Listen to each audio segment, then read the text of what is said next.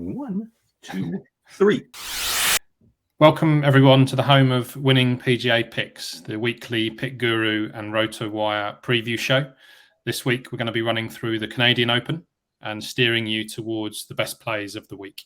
I'm Matt Hardy, I'm head of content here at PickGuru, and I'm joined by PGA expert Len Hochberg from RotoWire. Len, welcome back. Great to be with you, Matt. Let's get to it. Yep, there's £500 up for grabs minimum in this week's category picks game, and we're going to be running through those categories with selections for each and discussing our outright picks for the tournament as well. If you'd have followed my selections last week, so help you God, you'd have actually finished second in our public contest and walked away with £125 for your £10 investment. So here's hoping for more of the same between us. Please, if you're watching this and you're thinking, how do I play? How do I get involved? Just follow the link below. You can download the app, look for the Canadian Open games, and you can get involved yourself. We're going to move straight on to the categories themselves, and we're going to open up with an absolutely loaded premium picks category. Len, where did your vote go here? Yeah, Matt, this is a wacky field where it is loaded at the very top, and it falls very hard and very fast thereafter. That is kind of common some weeks on the PGA Tour, but I don't think I've ever seen a discrepancy. There are only 20 players in the top 100 in the world in this field, and 5 of them are in the top 10 in the world, and all of them are in the premium picks. It wouldn't be really proper for me to say you can't go wrong here. There is something to like about all of these guys.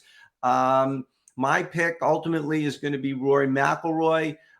He is not won recently, but he has been playing very well. I mean, he was just coming off a tie for 18th, which was an off week for him. He had top 10s in the first 2 majors of the year.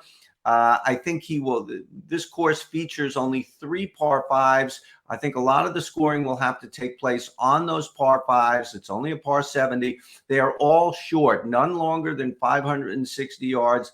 This is Rory McIlroy's wheelhouse. He should eat up those par 5s.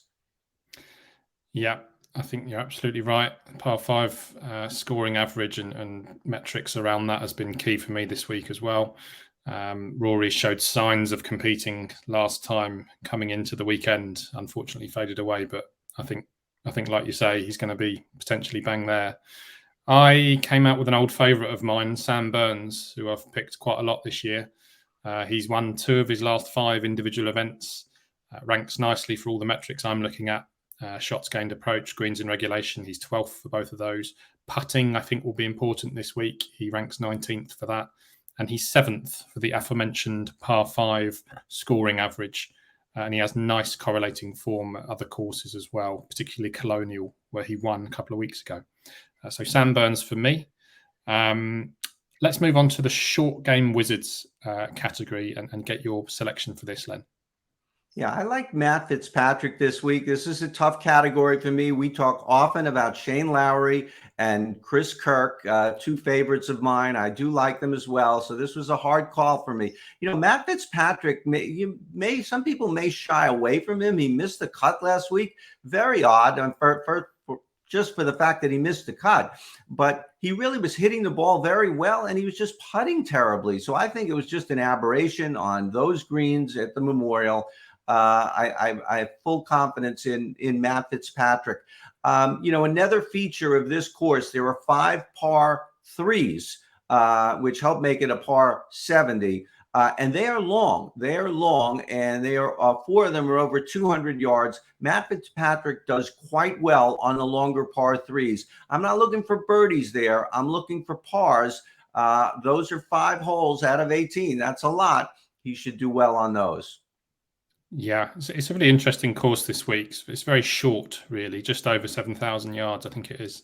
So I've certainly tried to look at short game specialists, of which Fitzpatrick is definitely one.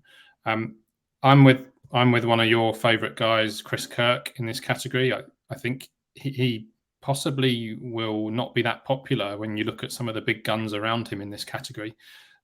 His numbers aren't mind-blowing, but they're very steady. He's 26th off the tee, 55th for approach, 43rd for driving accuracy, 16th for one of the par 5, I think the Eagle scoring. And he's another former winner at Colonial, which kind of tilted the scales in his favour for me. So Chris Kirk in a very competitive heat as well. We move on to the front runners next. Let's get your vote here. Yeah, there are a couple of Canadians in this field, in this category. Corey Connors, Adam Hadwin. Apologies to whoever requires apology for this, but I'm not taking either of the Canadians here. I think there's a lot of pressure on them. I think Corey Connors will be a popular pick in a lot of betting formats. There's a lot of pressure. It's for a lot of places, there are just, there isn't that much focus on any one guy. But I think in the Canadian Open in Canada, Corey Connors will feel some pressure this week. I'm going to go with Tony Finau. After Tony Finau won back in the fall in the playoff, he went into a real slump. He did not have a top 10 for the longest time.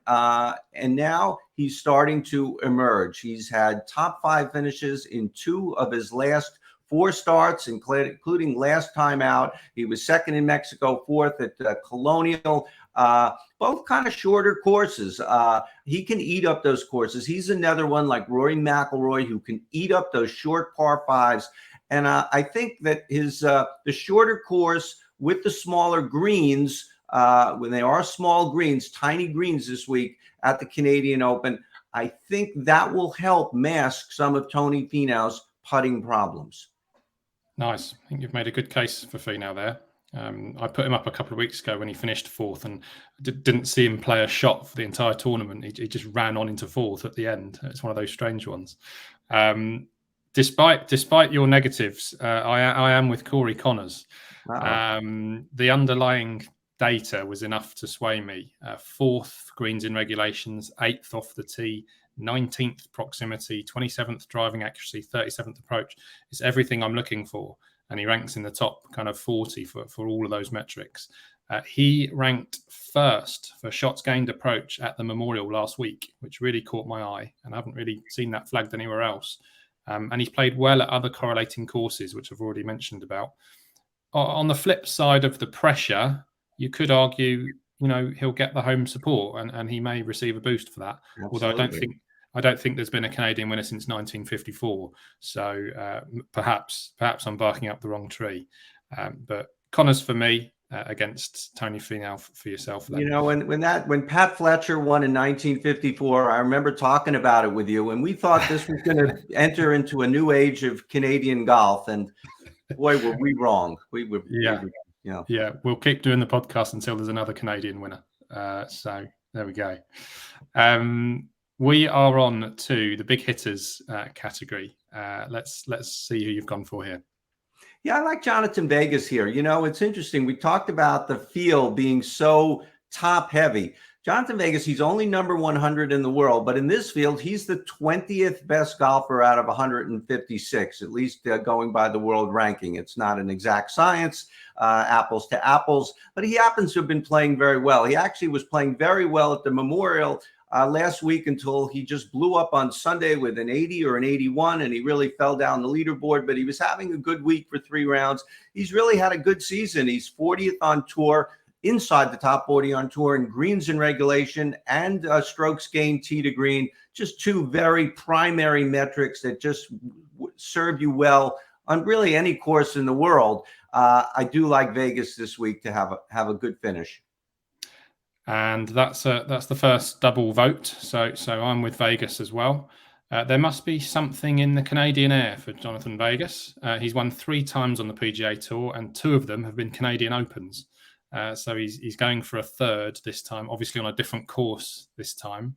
But I think, like you've outlined, he has a nice profile for St. George's. 42nd approach, 32nd greens in regulation, 32nd off the tee.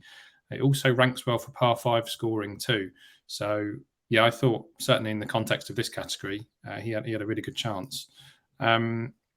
Let's move on to the challengers category. Guy I go to a lot on shorter courses. There are some guys I really like. There are guys who just sort of get distance out of competing a lot of weeks on the PGA Tour. They're really steady, accurate players, and but when you're starting 20, 30, 40 yards behind in the fairway, you're just at a huge disadvantage here. So Brendan Todd will not be at a disadvantage this week. He's coming off third at the Colonial, at the Charles Schwab. Another short course. He's a highly accurate driver, which is important. We haven't mentioned the narrow fairways at St. George's, tree-lined fairways. You will want to keep the ball in the fairway. Interestingly enough about Brendan Todd, he's also very highly rated in the par 3 efficiency category for 200 to 225 yards, which I mentioned earlier. 4 par 3s are in that distance range. Not looking for birdies there. You know, if you get one, great, but you want to get pars, and Brendan Todd plays those holes very well. Nice. Yeah, you think you've made the case really well there. Sounds like he's a good candidate to plot his way around the course, which is probably what's going to be needed on certain holes. I'm with Todd as well, so that's another double vote. He excels on short courses, like you've outlined, Len. Third at the Colonial last time out. I've already talked about the significance of that course in particular. And at the Charles Schwab, he ranked first for driving accuracy, which you've just said is a very significant stat this week because of the narrow fairways. Fifth for scrambling and fourth for shots gained putting. So I think his game's in a very good place, and this place is really going to suit him. There's been a lot of cash for him in the UK as well. He opened up almost triple figures on the odds, but that's absolutely coming to about 40s or 50s now. Let's finish with the final 2 categories, which is the outsiders and the wildcards, and get your final 2 selections, please. Yeah, I'm going to go with a pair of Europeans here. First in the outsiders, Aaron Rai, quietly having a very good, not great, but good season on the PGA Tour. He will keep his card. He's well within the top 125. He just missed the top 25 last week at the Memorial. He tied for 26. You know, not flashy. He is a pretty accurate driver, which we've talked about. 26th on tour in driving accuracy, 43rd in greens and regulation. You know, he may not have a top 10 this week, but I expect him to make the cut, and I could see him finishing in the top 25. And in the wild card category, Matthias Schwab, the Austrian, made 6 of his last 7 cuts. He's had a number of top 10s, a number of top 25s. He's been very impressive. Just missed qualifying yesterday for the U.S. Open, so probably a little bit of a disappointment heading into this tournament. But really, another component. We talked about the number of par 3s and the short par 5s.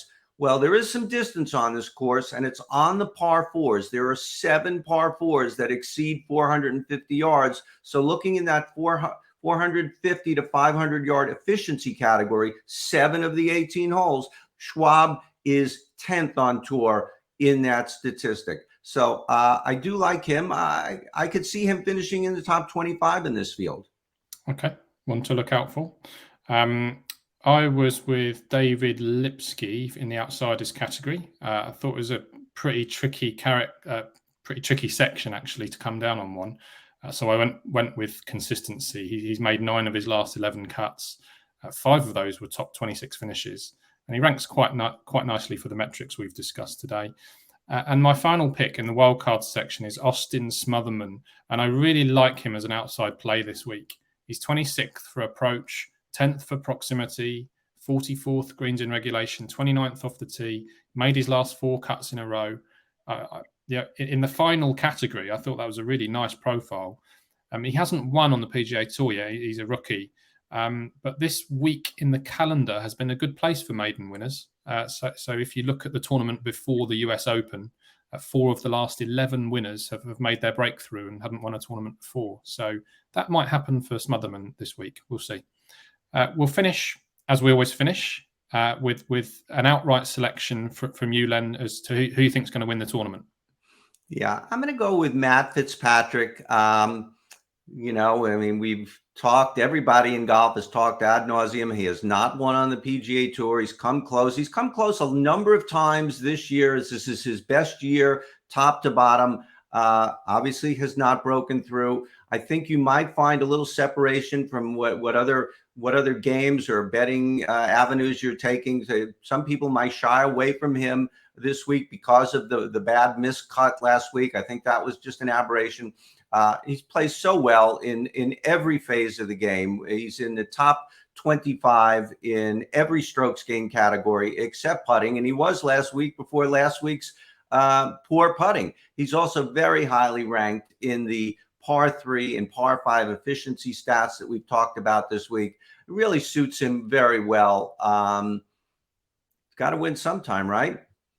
You'd hope so. You'd hope so. He's a real steady Eddie, what we'd call them over here. And I hope that he can get his head in front and get that victory at last. He's 18-1 best price here in the UK. As I just look up the odds now, that price might not hold for very long. He's generally 14s and 16s, so 18s is the best available. I am with Sam Burns. I put him up in my column as the headline selection, and I'll stick with him. I've already talked about his chances earlier. He comes in great form, trends well for all the right metrics. But I think he can continue a trend that we've seen on the PGA Tour this season of multiple winners. Scotty Scheffler has won, about 56 tournaments. Cameron Smith has won multiple tournaments. Burns is already at 2 this year and 3 this season. And I'm hoping that he can slot another one this week. So we'll see. Len, thank you very much for all your insight and all your tips. Good luck this week. Good luck to all the DFS players out there. Please download the app, download PickGuru, look for our Canadian Open games, and good luck for this week, everyone. Thanks for listening.